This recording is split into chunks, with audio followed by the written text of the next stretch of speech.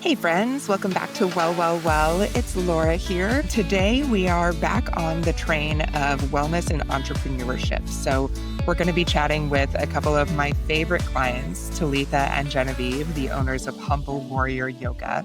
They are taking over New England these days. And one of my favorite things about these ladies is that they're just unapologetic about their trajectory of the business. On their website, loud and clear, it says they're not stopping at 3 locations or 4 locations, with more locations on the horizon. Jen and Talitha's message to their warriors is clear. Lead with passion, grow with purpose, and keep pursuing your dream. I'm excited to chat with them because what I've found in business partnerships is that often you have two people who have pretty different superpowers coming to the table and may even look at the business with a very different mindset. So have a listen, hear how they approach this together and individually, and have made this studio business a thriving success. Talitha, would you mind just giving us a little who you are, why we're talking today? Yeah, so my name is Talitha, and I am one of the co-owners of Humble Warrior here in New Hampshire and soon to be in Maine. We started this journey in 2019. I come from the corporate world, and yoga has always been a part of my life. And one day someone said, I have the space I need you to see, and you need to have a yoga studio. And my first thing was, absolutely not. There's no time for that. And space, and here we are. So. That's awesome. And Genevieve, your partner in crime, you want to say a quick hello and introduce yourself before we dive into some conversation? Yeah, my name is Genevieve. I have been doing yoga for a very long time. I'm originally Canadian and have lived in New Hampshire with my 3 kids and husband for 9 years now, and have just been overwhelmed with gratitude on the community that we have created and entered into in New Hampshire. It's just been an amazing ride. Awesome. Well, I actually said when I was introducing you ladies how in awe I am of just your unapologetic, I guess, way of saying, hey, we're growing.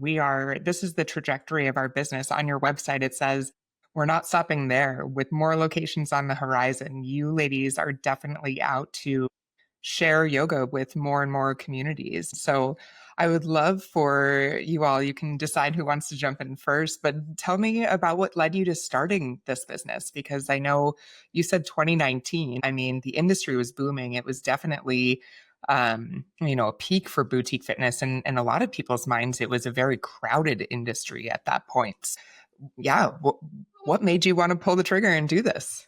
I mean, I think we both can chat on that. I think that we both felt that there was a need for something different and a need for a place where people, teachers, and instructors could be authentically themselves. There was just something, a connection between Talitha and I that was like, all right, let's do this. It's kind of like, and we've never looked back ever since. But I would say that was it. It was just, we wanted to create a space that people could feel that they were supported and loved, community or instructors. Awesome. What did the landscape look like, Talitha, like where you guys were? Were there a lot of studios already? Was this kind of a new concept to the town that you were first opening in? It was definitely a new concept. So I actually met Genevieve at a yoga studio, and I've been practicing teaching since 2008, and I've tried a lot of different studios. And one thing that we both felt that was missing was the ability to be your authentic self when you're up there teaching.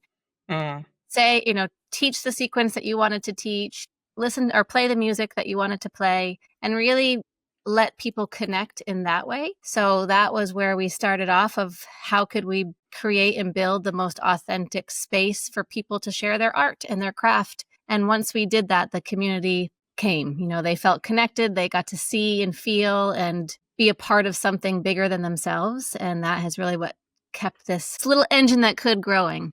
I love it. Well, it's interesting that you say their art. I think oftentimes the criticism I hear of how the yoga industry has evolved in general is that it's become very cookie cutter. And in order to scale, in order to grow, you have to have very cookie cutter classes. So that is what you can teach people. That is what people can expect, kind of getting a Starbucks, no matter where you go, you get the same thing. And it sounds like you guys just said, no, thank you. That's actually not at all what we think this is. And has it stayed that way since you've opened more locations? I believe it's gotten more authentic to each person. At first, we didn't have a blueprint. We didn't have a roadmap. We started something that was just going to be something small, part-time, let people connect in a way, and it quickly became something much bigger than that. And the more it grew, Genevieve and I just kept leaning into who we were, and that diffused itself through the whole organization. So who does what in the organization? Genevieve, what do you handle day to day? What's your wheelhouse? I handle more of the operational kind of thing, the staff managing that aspect, and more of the retail, but more of the day-to-day inside the studio. You're in the physical space more often than not? Yeah. Or one of the physical spaces? Okay. Yeah.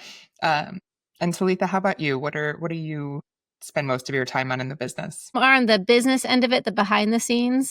I take care of the marketing and getting people in the door, and things that you can do from the computer, that type of stuff.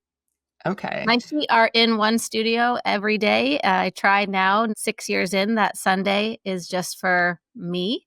And I try not to step into a physical space, just focusing on other things. But other than that, that's the side that I handle. Okay. I often find with partnerships, and this is my experience with my business partnership with Doug, but I often find that you have two people who have very different kind of superpowers that you bring to the table and two different angles to look at the business. So I was curious, if you guys feel like you bring different things to the table. Actually, I would love for you to describe each other's superpowers. Like if you think about working with Genevieve or Genevieve working with Talitha, what does Genevieve bring that you're like, this is just her magic. This is her superpower when she walks in the door or when she puts her mind on this business. Nobody else can do it. Jen is as steady as the day is long.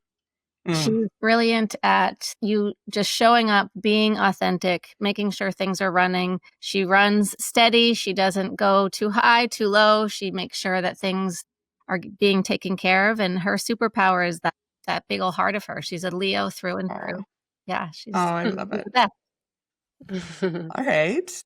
Now, Jen, your turn. What does Talitha bring that is just uniquely her? Well, Talitha has a personality like no one else, and she makes people fall in love with her just by showing up. She brings people in just by for being herself, and people are drawn to her, staff and students. And she's very creative, and she's a master of words and making people feel seen. People just love to be around her. She's definitely the more at ease of being the front. It's such a beautiful thing because people love her. Yeah, that's so great. I love giving you ladies a chance to reflect back to each other how amazing you are in the business. And I do think there's something about partnership that's just so special. I talk to so many entrepreneurs that are in it on their own, and it can get lonely, and you guys, no matter what, have somebody to lean on. So it's pretty special. Just on the partnership thing is that, it took a lot of work.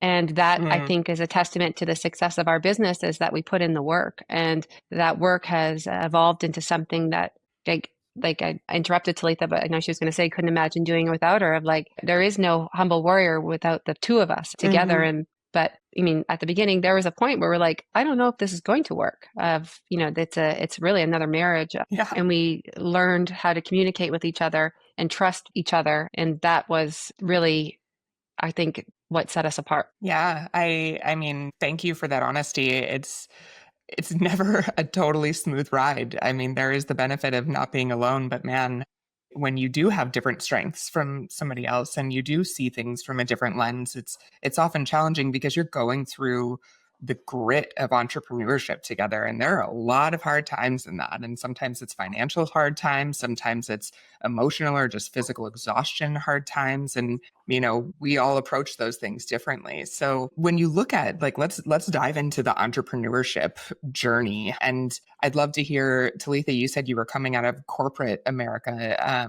Had you ever done anything entrepreneurial before? Was this your first venture? And how did you handle it when you had such a different mindset coming from the corporate world? The word that just comes to mind is wild. I'm grateful for the corporate world experience, but it also I had to unpack everything of what I knew and how I operated and operate in a much different way. I came from corporate and it was very direct, very you say things, there's not feelings, you get things done. And I learned very quickly that that wasn't going to work in this new space, and that there's a space for emotion, but not the way that I was giving it. So no, I've never done this before. We went in, we had no fancy investor, no safety net, just heart, grit, and figuring out what was going to work and what wasn't going to work. And quickly realized what I thought I knew, I didn't know any of it. So that was humbling and rewarding at the same time. You had mentioned entrepreneurship. Every day there's something that's so challenging. And then in the same breath, there's something that's so rewarding and so beautiful. And that's the dance. Yeah. Yeah. I say all the time, this business was my third baby. And it truly, to me, feels so often like having a child. Just there's so many similarities in that: the challenge, the reward, the emotion, the all in. You can't just take a break when you feel like taking a break sometimes. Jen, how about you? I know you mentioned you were teaching yoga for quite a while, or in the yoga world for quite a while. Was entrepreneurship new to you? No, it wasn't. I grew up with a family of entrepreneurs. My mom was a very successful entrepreneur. But it doesn't make it makes it different when you own your own, right? I saw the sacrifice that she put in and everything. But I was like, oh, she's just, but then when you're in it, you're like, oh boy, it's much different. So to be fair, I don't think either one of us expected the level of growth that we had. So we've invested so much in our growth personally for the entrepreneurship. And so even if I had it in my background, not at the level that, or the amount of people or staff that that we've had expected, or we've grown into, I should say. Yeah. Well, gosh, I think that's a big part of what interested me in talking to you two so much, is how quickly this business has grown. And just knowing you for a few years now and seeing the evolution, it's been pretty astounding. So what did the, second and third and kind of next locations just fall into your lap? Maybe Jen, do you want to talk about at least how the second location came about and how that gave you confidence in starting to grow beyond just your single location? Yeah. The second location where we are, we're in Manchester is the city, and Bedford's kind of a suburban town. And Talitha lives in Manchester and I live in Bedford. Okay. And we had just started to come out of COVID and had gotten beaten up from that. And I was like, we have this opportunity, let's do it. And we went back and forth. And it almost split us for like unsure if we were actually we wanted to go on this path together, or you take Manchester, I take Bedford, or whatever it may be. But it was the best choice. And once we opened Bedford and saw the success of that, like how much the community supported us, we then purchased another studio, our third studio, existing studio. And that's a whole nother talking of building from the bottom up or purchasing another studio. Yeah. So it's got to be a very different, one, you're starting from scratch, one, you're acquiring a bunch of clients and a culture that is probably very different from yours. So I can imagine a lot of hurdles along the way with that. Yes, very much so. Both are great, right? But yes, and then we have purchased another studio since then who has joined our Manchester location. So we offer a full unheated studio, full schedule there.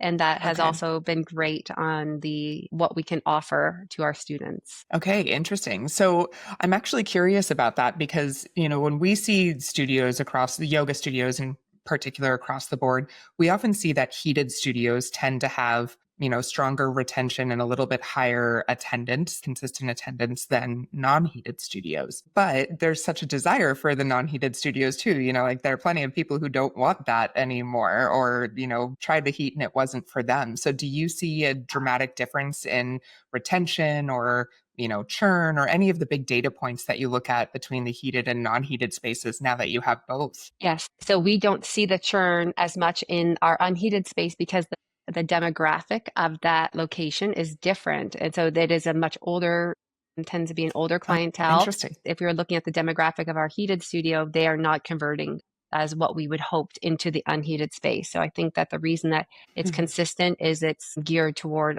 definitely an older clientele. That's why. But yes, definitely people are not as keen than the heat. Yeah. It's It's truly, I mean, from my experience running a heated studio, the kind of, I don't want to say the word addiction, but there is like almost a dependency on the heat that really starts to arise in people, and it's what you crave every day, right? And so I definitely always wondered. We had two studios in my space, and we would have unheated and heated classes. One studio was more often the unheated one, and it was very often it wasn't the same crowd every day, was my experience. The heated classes, it would be almost like clockwork. You knew who was going to be there, and the unheated ones were a little less predictable. So Absolutely. Well, so when you think about staying motivated as an entrepreneur, Talitha, what is it for you? I mean, especially if you're still going, you're still in your corporate world, right? You're still in your job. Yeah. So you're doing both. What keeps you motivated when you know it's like, oh gosh, I've got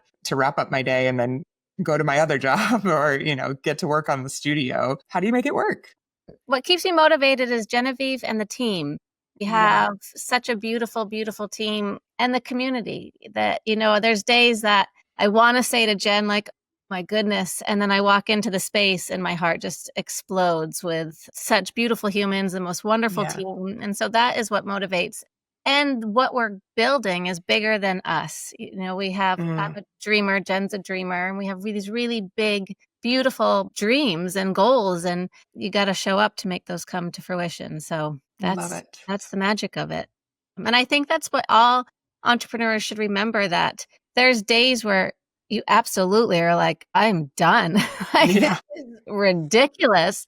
And then in the same breath, you remember why you showed up, and to be bold and humble and keep going. Yeah. Have a Simon Sinek book, The Power of Why, or Start with Why, right next to you at all times. Yeah. Jen and I, if, we never have that moment at the same time. And if we do, one realizes like, I'm going to stop and help the other one. So we boost each other up. Even in the hardest days in this, we can tell if someone needs the other one more in that moment, and we show up. That's so great. Anything different for you, Jen? Anything that stands out as a different style of motivation? It's almost like this confidence of, wow, this is exceptional. How can I stop? Like, I don't want to stop it. There's a lot of moments that are so hard, but when you see the other side, like, I need to offer this to more people. I need to do that, know? And so that's a big motivation sometimes of, like, let's keep going. And then knowing that we have a very similar timeline to be done. So that's motivating too. Let's do it. Let's go. And then let's see what happens. Awesome. Well, I mean, it's amazing to see the growth, but I imagine kind of looking at the market, and as you think about expansion, there are also challenges. So, what have you found particularly challenging now in today's kind of fitness landscape, as opposed to maybe when you started and were just opening the studio and getting your first handful of members on board? Oh boy, Talitha, there's a you lot. want to dive into that one? Dive in, Jenny. Get it. Well, when we first started opening, it was easy, quote unquote, easy. Payroll was easy. There was very little. We definitely didn't pay ourselves. Not that we pay ourselves much right now. And now that the whole expenses part is much greater, people are counting on us for a full-time job. Yeah. And there's that element. And then in the fitness world, we were excited if 10 people, 15, wow, 15 people came to a class, and it's amazing to see now, if how the thresholds change, and how grown up we've had to be. Like, we have a finance person, we have a marketing person, we have, all these different things that we're like, we're just going to do this kind of part-time. And then on the fitness side, it has changed, like keeping up with people and not getting our feelings hurt if people cancel plans, and keeping people committed. Like, we see much more of willing to cancel because with plans that we offer, and how to be able to be moldable to what people want but still be committed to the studio. Yeah, that's interesting. I've found that membership and plans, the evolution of those, it used to be there's a 10-pack and there's an unlimited membership, and that was the option for a yoga studio. And now I'm seeing so many different things, from 4 classes every 4 weeks to 12 classes a month to, all the different perks and offerings. And we have a very picky consumer that is high maintenance sometimes. I think because we're in a place where there is a lot of choice and we have things like ClassPass or whatever the different aggregators, local aggregators are in different areas. It's interesting to have to, walk that line of, hey, we're a business and we need to, be profitable. And this is the membership that's going to do that for us. And gosh, what do the clients want now? They're asking for this type of membership. So Talitha, how have you guys talked about pricing and memberships? I know Jen just saying like the differences in plans. Have you changed your mind or mindset from when you first started? Absolutely. That's one thing where Genevieve and I are different. I am more rigid with coming in. She's more, this makes sense. We should, we can discount this. And she's really helped me. And I think I've helped her where we've both come more into the middle with that. Yeah. The people are overwhelmed, right? And attention spans are short. And let's be honest, we're in a weird economy. There's so many options for people. Everyone's watching where their money goes. And wellness sometimes falls to the bottom of the priority list. Right. And it really should be at the top. And that's where Jen and I guess, infuse every decision that we make, that don't cancel on yourself. The more that you're able to care for yourself, to make sure that you're a priority, then the rest of your world gets benefits from that. And that's where we look at packages and pricing. And summer, we're a hot yoga studio for the most part. We have our unheated studio, but the numbers go way down in the summer. But how do we convey to our community that this offering is transformational and it's not just yoga? It's for, like I said this already before, but something bigger than them. And that's where the creativity comes into play with the business brain, with my corporate brain of how can we make this work and make it make sense at the same time. Yeah, that makes total sense. It's almost communicating this is not a luxury, this is a necessity. Exactly. Yeah, I really like that framing. I think it's one of the things that was a small silver lining from COVID, actually, that a lot of people did start to see, okay, this actually, if we don't pay attention to our health and our well-being, this is the other side of it. Like this is what can happen. My hope is that especially with Gen Z and kind of the Gen Alpha population starting to enter the age where they can make buying decisions for their own health and well-being, that we'll see a nice mindset of consistency in investing in health and wellness. What about, I mean, you guys have mentioned your community many times and how that's a motivator, that's what brings you back, that's what you're so inspired by. Did you put a lot of intention into building community a specific way, or was it something that naturally evolved from your strategy of letting the authentic self and the artist of the teacher and all of that kind of be in the space? I feel it really grew from our authenticity, that we have not changed one bit of who we are in our core. And that shows in everything that we do. And the community shows up for us in the most beautiful ways because they're connected on that deep level. And so there's things in this space that you can't teach, right? You can't teach it to yourself and you can't teach it to somebody else. It's just innate. And luckily for Genevieve and I, it's just innate in who we are. We started this because how do we help someone breathe easier because we showed up? And if we can do that, then we're doing the right thing. And people will either follow that and feel that, or they won't. They've felt it. So that's been such a gift. Amazing. I think it takes the right people on the team too, because you said you haven't changed, but that means your team has been authentic through and through. As you've grown and really not changing, that takes a team that's already committed to that. So how do you hire? How do you retain teachers that are committed to that same level of authenticity and bringing that energy to the studio every day? The one thing that we're so incredibly proud of is in the 6 years, our team has grown so much with what we've been doing, but we haven't lost many people. And that's a testament to the team showing up and being themselves. And we give them permission. And I guess people need permission sometimes these days to just show up for who the heck they are. Like, we don't want you to be what the world told you to be. And giving them that permission to just be them has been such a gift. We hear, when you're in this space and all these other businesses talking a couple of years ago, it was so hard to find employees. And that was never a problem for Genevieve and I. And Wow. we're so lucky for this unbelievable group of humans that we get to work with on a daily basis. I hope they always know how grateful we are. And that just is part of that authenticity of just when you're grateful, and it's you live it and you breathe it. And it's important. Yeah, that's leadership. That's great leadership. So Jen, I'm curious when because it sounds like you're the one who's managing the staff kind of day to day. You're in the studio with them. Do you have any hiring or like interviewing tips or tricks or things that you do every time that you're like, okay, this has really helped us find those kind of diamonds in the rough? It sounds so silly, but we all like always kind of have like a gut feeling of, can you hang with us and tell us about what you like to do and who you are as a person, and like how do you react and challenge, and what makes you immersed in this community, like what do you love most about Humble Warrior, and Right. and that is kind of the key.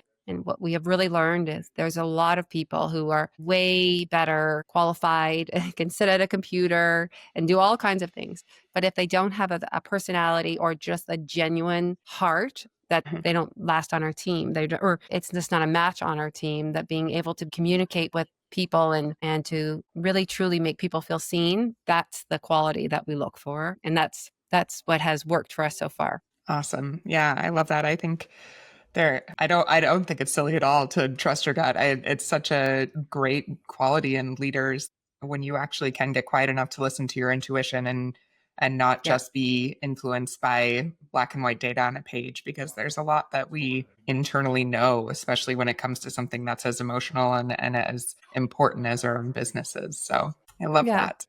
And as we have grown, we've gotten some really great, insight about doing more due diligence. And that has been something that Talitha and I have been doing more of, as we are making bigger decisions, of trying to just get well versed in the people and the things, and making sure that we truly are a match and that we really like each other. Because that's the big thing, right? Yeah.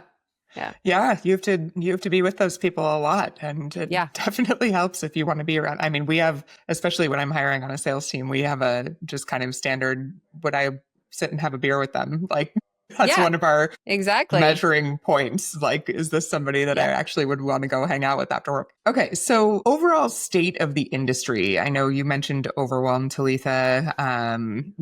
There's definitely a lot going on in fitness and wellness in general. And I don't know about you ladies, but I personally definitely feel that overwhelm. I open up my, whether it's social media or even just watching news, there's so many things coming at us as this is the best thing for you now. Here's the newest data. Here's what you should be tracking and what you should be eating and how you should be moving. How do you keep your message relevant when there is so much coming at all of us every day? And I guess, Talitha, you're the one that does all the writing and the messaging. So maybe this is your... So there's a lot of noise, right? There's so many brands, so many trends, so many do this, eat this, stand on your head, dance under the moonlight. And if you try to be everything to everyone, you become forgettable.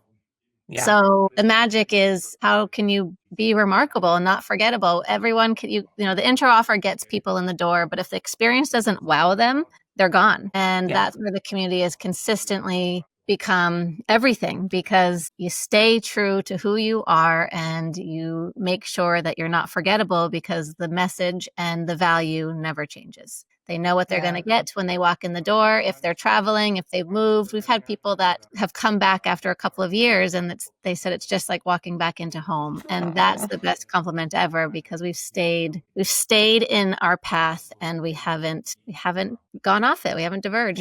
Yeah. I mean, gosh, what I'm taking from this conversation so much is how rooted you are in what you committed to at the very beginning. And I honestly think that is very rare, and especially in an industry with so many trends and with so many high demand customers. I see so many businesses just, chasing the bright, shiny next thing, or, rebranding to be more, I mean, I say inclusive in terms or in quotes, but to bring in more people across the board in different buckets of the industry, and staying true to that rooted foundation makes a big difference. And it allows you to scale without distraction, because you know what you're doing. This isn't okay, let's see what this market wants. We're bringing us to this market, which is really remarkable. All right. Well, I am just so grateful we had a chance to dig into all of this today.